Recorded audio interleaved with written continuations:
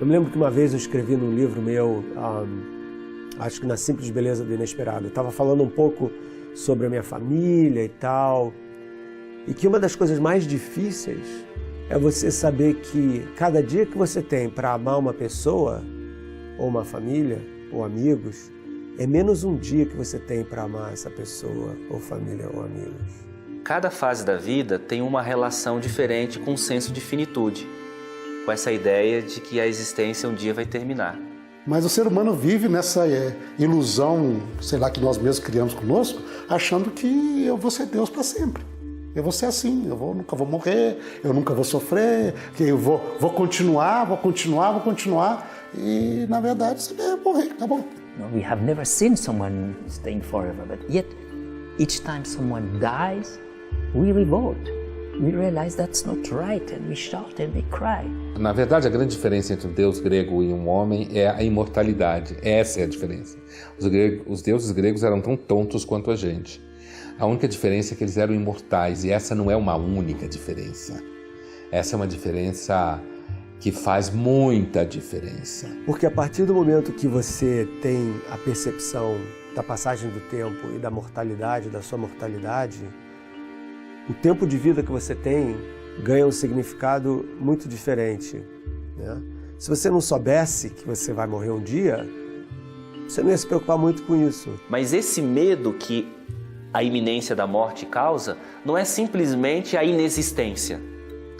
É também o encontro com sua trajetória, que agora já se materializou. Então não é só o medo de deixar de existir. É você ter que olhar para uma existência que às vezes não foi tão significativa. O fim, o último fôlego, o desfecho de tudo, o ato final da vida, a morte. Essa circunstância tão presente na trajetória não só dos humanos, mas de todos os seres vivos, parece ser ao mesmo tempo uma estranha e uma intrusa. A morte é uma certeza da vida. Ela esteve no passado e estará no futuro. Tem gente morrendo todos os dias. Aliás, a cada dia, estima-se que esse número chegue à casa de 153.425 pessoas em todo o mundo. Mais do que uma estatística, a morte permanece como uma sentença e nos nivela como espécie, nos fazendo igualmente vulneráveis, igualmente indefesos, igualmente transitórios. Somos um sopro de vida, uma breve lufada, e vamos passar. Mas saber disso não parece nos tornar mais conformados. Ao contrário, desde que se tem registro, parece haver um desejo de perpetuar a vida, não só no sentido de prolongá-la tanto quanto possível, mas um esforço de perpetuá-la, ainda que depois da morte.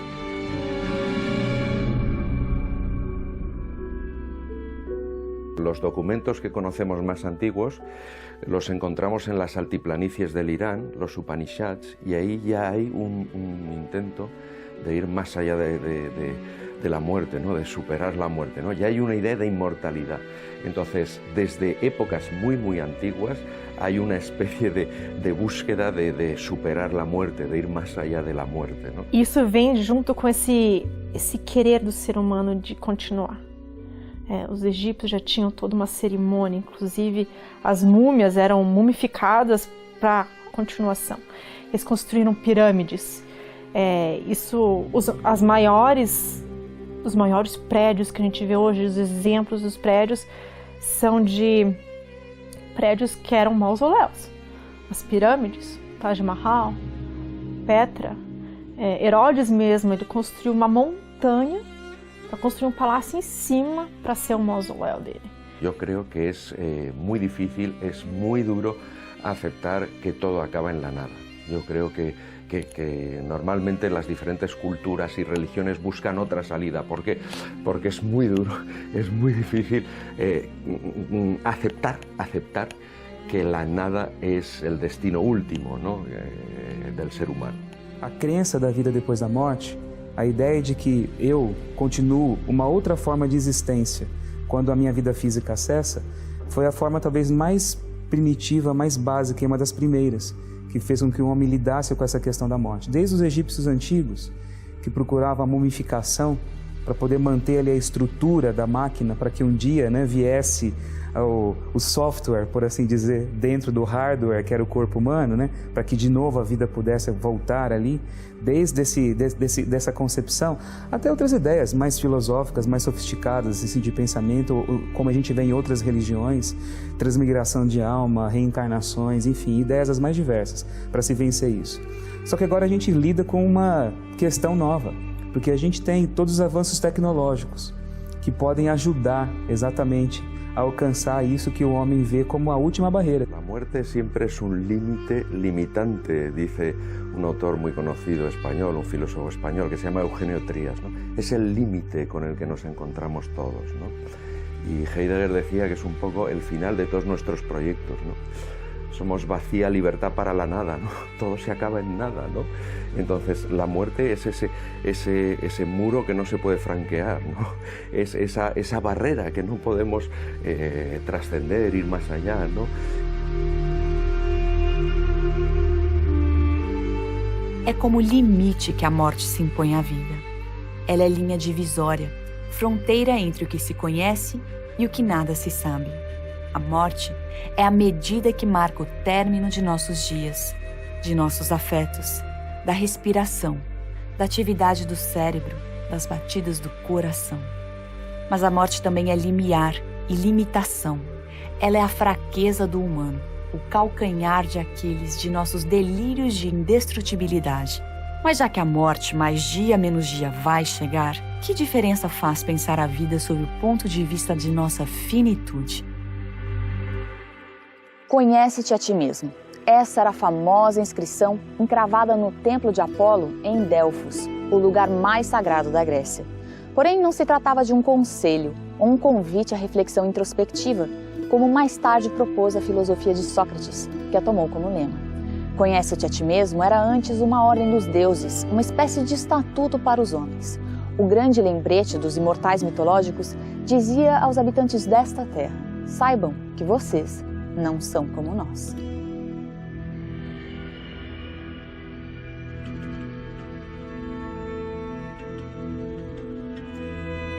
O oráculo de Delfos, quando fala conhece a ti mesmo, que é tão citado na filosofia grega ou na tragédia, ele não estava falando só conhece a ti mesmo, nem era no sentido psicanalítico, obviamente que não, mas ele estava falando assim, conhece a ti mesmo, saibas que tu és mortal. Então, os gregos eles eram atormentados pela finitude. Esse problema da mortalidade, da finitude, para a filosofia grega, se você pensar, e para a religião grega, se você pensar na conversa do Aquiles com a mãe, na Ilíada, em que ele está, vou para Troia, não vou para Troia, e ele, junto com a mãe, que era uma deusa, né, ele era um semideus, o Aquiles, ele se pergunta, bom, né, olha, se eu ficar aqui, ela fala, se eu ficar aqui, você vai casar, vai ter filhos, vai ter netos, vai ser amado, vai ter uma boa esposa, não sei o que e tal, e vai ser lembrado pelos seus netos. Se você for para Troia, você não vai voltar vivo de Troia, como de fato ele não volta, mas você vai ser lembrado por 1 milhão de anos. Ele escolhe para Troia, a gente está falando dele até hoje. Quem ficou em casa com os netos, a gente nem sabe que existiu. Então, pelo menos entre os gregos, era um fato a ideia de que você busca a imortalidade transcendendo os seus limites físicos. E você faz isso sendo um herói, certo? Sendo herói, aquele que merece ter o seu nome escrito no túmulo. Ou seja, você não é comum, você vai contra o destino, contra o destino não no sentido que você vai mudar o seu destino, porque na religião grega o destino não estava escrito, mas tanto que essa conversa começa com eu sempre soube que esse momento ia chegar, da mãe dele falando com ele, porque o destino dele estava traçado, mas assim, o herói é aquele que vive o seu destino da forma mais dramática. E, nesse sentido, ele se destaca do resto porque ele parece não ter medo do destino infeliz que todos temos. E, nesse sentido, ele merece ser lembrado, e por isso ele é lembrado por 1 milhão de anos. Então, aparentemente, sim. Apesar de que hoje ninguém faria a escolha de Aquiles, muito provavelmente a gente faria a escolha de ter uma previdência privada segura, né? E ter uma vida segura, né? O mundo perdeu suas virtudes heróicas. Aquiles, o grande herói da Ilíada de Homero não poupou da morte seus inimigos, mas também sofreu intensamente a dor do luto. Invencível em quase tudo, Aquiles só tinha um ponto frágil, o calcanhar, onde justamente foi cravada a flecha que o fez tombar. Na narrativa mítica, o herói é o personagem a quem é reservado o papel de tomar parte nos dilemas que envolvem vida e morte e escolher entre uma delas. Um sinônimo de herói é mortal divinizado, talvez justamente porque o herói não tema a morte e, através dela, alcance a prerrogativa divina da eternidade, ao viver para sempre na memória dos vivos. A Grécia, território cravejado pelo sangue das guerras, guardou alguns dos seus heróis em solo emblemático. Contudo, não são as lápides, já ilegíveis, os símbolos dignos de nota. Antes, é a ironia da vulnerabilidade dos homens e até dos heróis, que desperta a atenção para a nossa feitura e nosso futuro.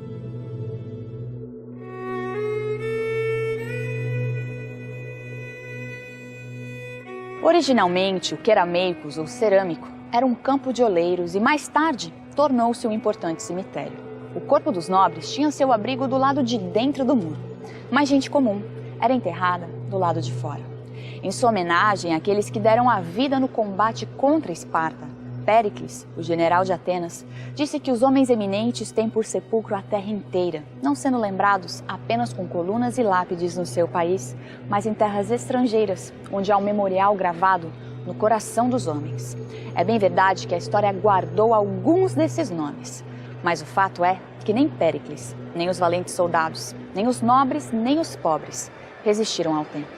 Todos se tornaram pó.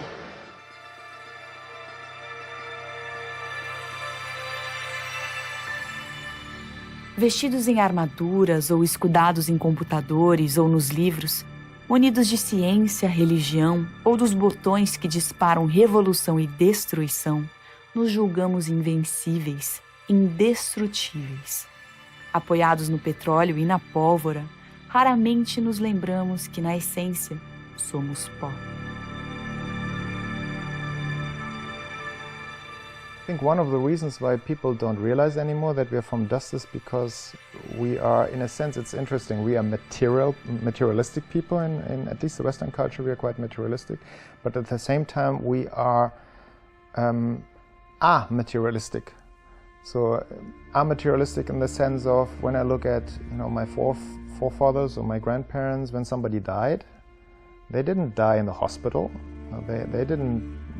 A kid wasn't born in the hospital, he was born at home. And when people die, they died in the living room. So the family came together and the last breaths were usually taking place in the gathering of the family. So they saw regularly death taking place. And of course then also when we think about the way we eat, today is a very much meat-oriented food style. We are disconnected from the material truth of that, slaughtering and seeing animals disintegrate into soil. So I think that this also shaped our understanding of what it is to be a human being. We don't feel so vulnerable anymore. Talvez também nos esqueçamos de que somos pó, essa substância tão frágil, porque nascemos prontos, feitos de carne, ossos, músculos e pele fina. No entanto, nossa fragilidade está lá e grita feito choro. Mas o choro, esse hino tão humano e nosso primeiro ato, com o passar do tempo se torna sinônimo de fraqueza e, frequentemente, de fracasso. Se faz preciso engoli-lo. Para não sofrer a existência, recorremos a fugas das mais diversas, inclusive a ilusão da força. O fracasso nos causa tamanho medo e ojeriza, talvez porque seja um lembrete de nossa incompletude, um alerta de que, em última instância, nossos esforços não serão capazes de nos livrar da finitude, do quinhão da nossa humanidade. Eu já escrevi várias vezes de que eu acho que o que humaniza é o fracasso e não o sucesso. O sucesso dá a você, isso também, isso está no mínimo na filosofia estoica romana, Marco Aurélio, que pedia para o escravo falar no ouvido dele, lembra que você é pobre, porque você teve muito sucesso. Então, Isso é um fato. Assim como é um fato, duas coisas no mundo contemporâneo. Uma é que nós temos, ao mesmo tempo que a gente tem um culto absoluto e total para tornar você infalível, ou seja, fugir da fragilidade, a gente tem um cultivo perverso da vulnerabilidade hoje, que virou indústria, que é, por exemplo, nas escolas, os pais quererem que você passe seus filhos, porque senão eles sofrem. Então você tem uma perversão da ideia de vulnerabilidade que parece que está no foco uma percepção que é assim. Na verdade, o culto da vulnerabilidade hoje, da psicologia e da pedagogia, está a serviço da negação da vulnerabilidade. É a exposição à nossa fragilidade que põe em perspectiva a nossa humanidade. Somos fracos, falíveis, derrotáveis. Somos mortais. Mas temos terror à morte. Tentamos de todos os jeitos varrê-la para longe do nosso dia a dia. Não falamos dela, não nos preparamos para ela. E tanto quanto possível, escondemos o rosto para não termos que encará-la. Seus olhos são frios, mas, mais dia menos dia, eles nos fitam e é o fim da luta. Mas seria a vida, essa corrida desenfreada para escapar da perseguição voraz da morte? Nessa eu pego carona com Sócrates, voltando lá para a filosofia grega, quando ele nos lembra que a filosofia é um grande exercício para aprender a morrer.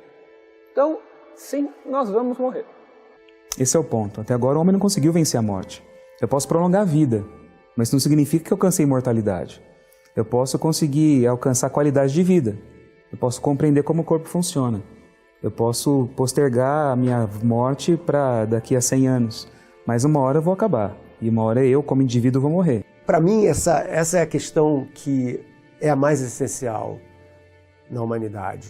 E é uma questão que une todo mundo. Não interessa se você é presidente, se você está varrendo a rua, todo mundo passa por isso, né? A gente sempre fala que só existem duas certezas na vida, né? A morte e os impostos, né? Então, isso é uma coisa que nos une como espécie. A consciência da finitude nos coloca um desafio que é como aproveitar esse tempo, já que ele é limitado, como aproveitá-lo da melhor maneira possível. E a nossa razão vai nos levar a uma outra pergunta. Então, qual é essa melhor maneira possível? Essa tal melhor maneira de se viver há muito procura-abrigo em respostas que atravessam culturas, escolas de pensamento e gerações. Houve um tempo em que o melhor era viver a vida preparando o terreno para o que estava além. Mas quando os homens desistiram de Deus ou dos deuses, o vitral do transcendente se estilhaçou e a perspectiva passou a ser apenas o aqui e o agora. Mas essa crença do comamos e bebamos porque amanhã morreremos talvez tenha produzido um modo de vida descartável, efêmero, imediato e veloz, que acaba por apagar do horizonte o dia de amanhã. Então, será que essa ilusão de um presente eterno em que o futuro é apenas um outro hoje, ou um mesmo ontem, acabou por produzir em nós uma miragem da eternidade? Será que a resposta para a melhor maneira de viver está justamente ligada a esse desconhecido chamado futuro? A mitologia propunha que quando a vida acabava, o destino dos homens era o submundo, governado por Hades, irmão do poderoso Zeus. A vida dos gregos era uma preparação para a morte, pois acreditavam que esse lugar seria seu eterno destino. Na filosofia, foi Platão o primeiro a sistematizar a ideia da imortalidade, propondo que a alma continuaria a existir ainda que o corpo se desfizesse. E assim, os gregos encontraram uma solução para lidar com o maior algoz da vida.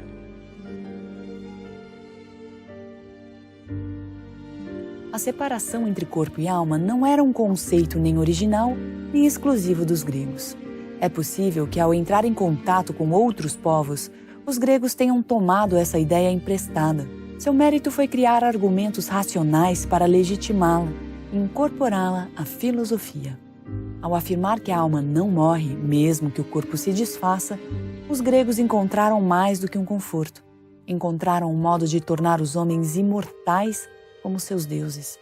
Mais tarde, O cristianismo medieval, que herdou os oráculos da filosofia grega, incorporou a imortalidade às suas doutrinas e dogmas e deu de beber ao Ocidente a ideia de um humano dividido, feito de dualidade. The biblical view of human destiny is a very original one and a very bold one. And a view which is difficult to recognize because it is very challenging, very provoking. That is the view that when you die, there is nothing else. In other words, there is nothing left. When you die, according to the biblical view, if you compare to other views, the Egyptian in particular, or Babylonian less, but really the Egyptian or the Greek later, which have influenced our culture, you know, Jewish, Judeo-Christian, Muslim culture, all right, and to a certain extent the other culture too. Humans have had a problem with death.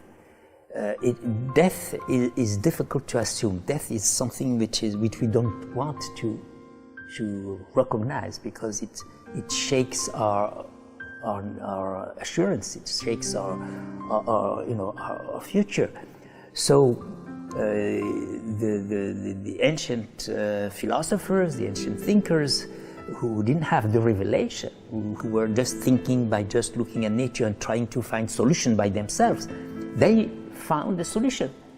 They invented the idea that humans have something in themselves which will stay forever. And they call this, all kinds of names for that. The ancient Egyptians called it the Ba. The soul. So this is what it means, that we have the soul and we have the flesh. And so when the flesh disappears, we are not dying. We're not dying. There's still something going on. And so this temptation really attracted. This was like a temptation. This idea really was very attractive to people. But this, interestingly, the Bible is saying something.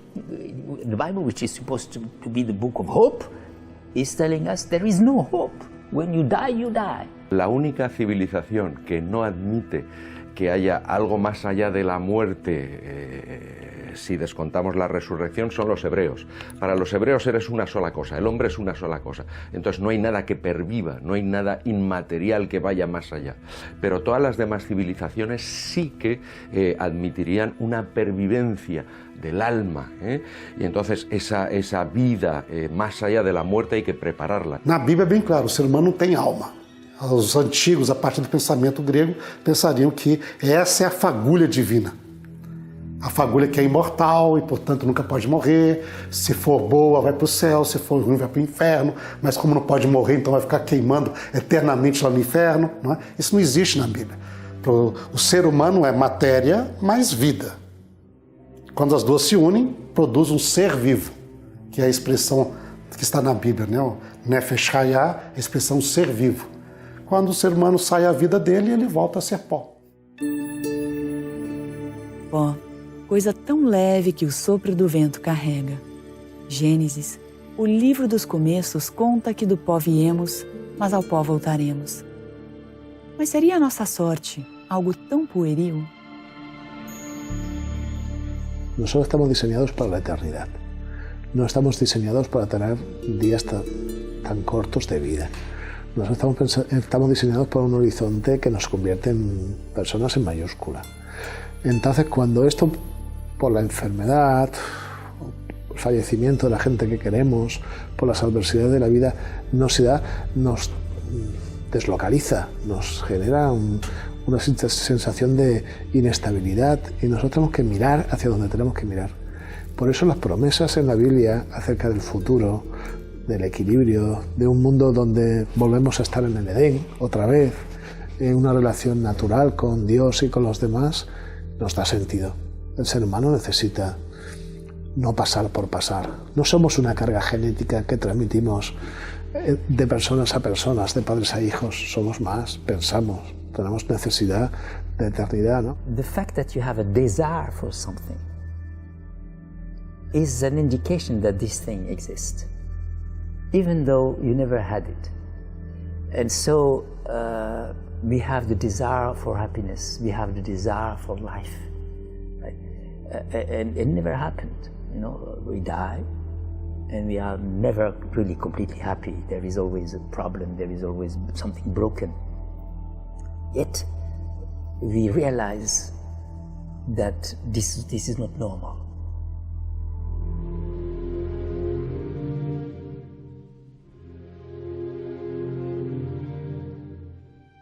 Aferrar-se à ideia de eternidade não seria o mesmo que construir castelos de areia em que o tempo e o vento se encarregarão de finalmente reduzir a pó?